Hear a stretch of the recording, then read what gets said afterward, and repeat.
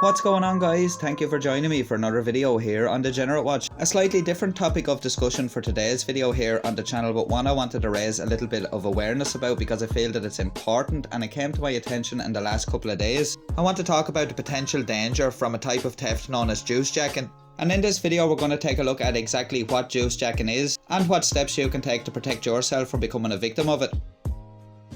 So what exactly is juicejacking? It's the process whereby bad actors use public USB ports to introduce malware and monitoring software onto personal electronic devices. This software can then be used by hackers to siphon off usernames and passwords. The Federal Communications Commission has been warning about this practice since 2021, and only recently the FBI issued fresh guidance to people. The FBI's Denver field office was urging people to avoid using free charging stations in airports, hotels or shopping centres, and they were saying that bad actors have figured out ways to use public USB ports to introduce malware and monitoring software onto devices. Carry your own charger and USB cord and use an electrical outlet instead. Now in a couple of minutes we're going to be looking at some ways that you can protect yourself when out and about and you need to charge your device. The good news is that juicejacking does not yet appear to be a widespread threat, but it's still a good idea to understand the risks and alternatives before giving your battery a boost at a public charging station like those at airports or hotels. Personally, I've noticed a sharp rise in the installation of these public charging points, especially in restaurants, cafes and on public transport. For example, recently there have been a number of videos circulating on social media showing off the fact that some bus stops in Dublin actually have public charging ports built into the bus stop. So with the rise in the number of these public charging points and the fact that more and more people now need to charge while on the go, you can be sure that hackers and scammers will be looking for any way they can to exploit this. So it's just good to know what potential risks are out there. Now I'm by no means a tech expert, so I've had to do a little bit of research to find out how all this works. Now I'm not quite sure of the process whereby the hackers are actually installing the software onto the USB points themselves, but I am able to tell you what happens after they've done that. A lot of phones have one thing in common: the power supply and data stream pass through the same cable, and this is where the trouble starts. When your phone connects to another device, it pairs to that device and establishes a trusted relationship. That means that the devices can share information. So during the charging process, the USB cord opens a pathway into your device that a cybercriminal may be able to exploit. Now on most phones, data transfer is disabled by default, except on devices running older Android versions, and the connection is only visible on the end that provides the power. For instance, when you plug your phone into a computer, a message on the computer may ask whether you trust this device. In the case of juicejacking, the device owner won't see what the USB port connects to, so when you plug in the phone, if someone's checking on the other end, they may be able to move data between your device and theirs. There are two main risks we have to consider when it comes to juicejacking, and they are data theft and malware installation. When a device is plugged into a public USB port, a cybercriminal could have compromised the port and enabled malware to infect your plugged in device.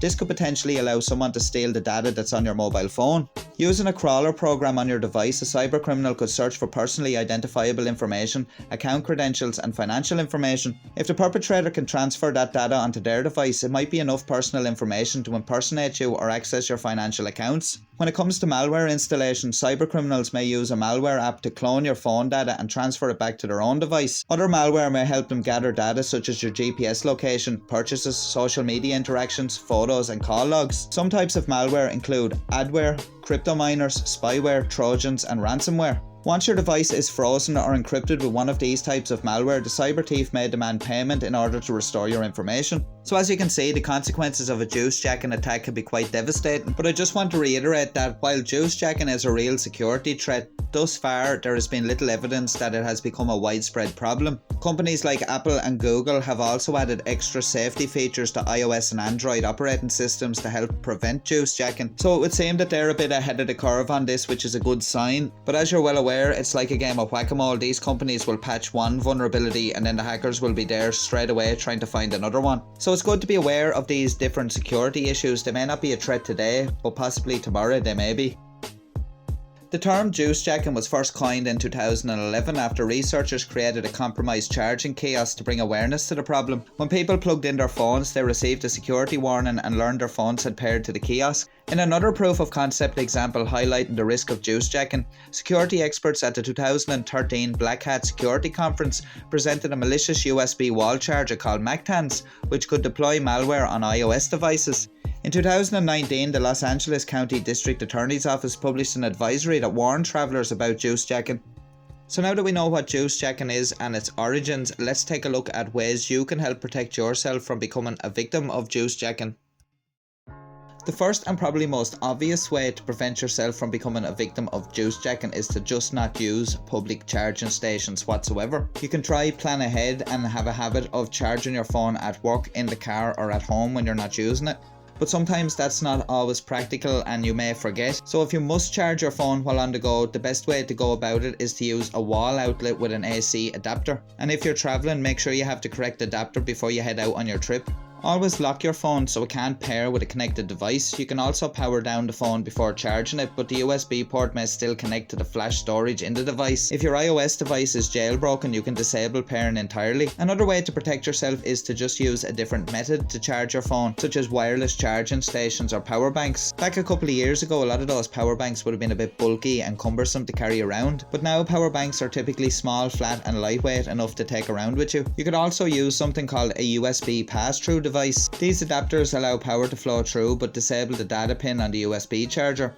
That means the device charges but data won't transfer. If you must use a public charging outlet, the best thing to do is to try use a charger only cable, one that does not send any data. Another possibility is that criminals may leave cables plugged in at charging stations, so be very wary of cables that you find already in situ. The New York Times had ran a story about fraudsters giving people infected cables as promotional gifts, so don't let a free cable wind up draining your bank account. Another thing to take note of is also that public Wi-Fi networks are another way that cyber criminals target people, so be wary when connecting to public Wi-Fi networks and consider using something like a VPN. And right now is the part of the video where I should come in and go, our friends over at XYZ VPN are doing a great deal for you guys. But unfortunately folks, there's going to be no discount codes for any VPNs, I'm very sorry. Sponsors are just hating on us.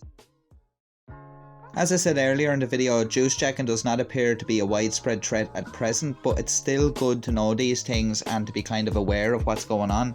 And there's obviously a reason why the FBI are reissuing their warnings about it, but none of the news reports that I read were able to get a comment off the FBI about it. Whatever it is that you're doing online or with your devices, always make sure that you're taking the steps to protect yourself. So now you know a little bit more about what juicejacking is and how you can protect yourself from it. And I know this was a bit of a different type of video for the channel, but it just came to my attention and I thought it was good to raise some awareness about it. As always, if you did enjoy the video guys, don't forget to drop us a like, as it really does help the channel out. And please do drop me a comment down below and let me know what you think, and I'll try to get back to as many people as I possibly can. Links to everything important are down below in the description, including ways you can help support the channel. You can also drop us a super thanks by hitting the heart button down below this video. And while we're on that subject, I want to give a big shout out to Joe Fitz for the recent super thanks on the last video that we posted. Thank you very much, Joe. It's very much thoroughly appreciated. Make sure you're subscribed with your notifications turned on so you never miss out on a new video here on Degenerate Watch. And just before I go, I want to give a massive shout out to the crew of legends that are my channel members. Thank you very much guys for your continued support and encouragement. It's very much thoroughly appreciated. And if you'd like to become a channel member, check out the link down below in the description. And as always guys, I'll be back in the next couple of days with another video. I do hope you'll join me then. So until next time, stay safe, take care, peace.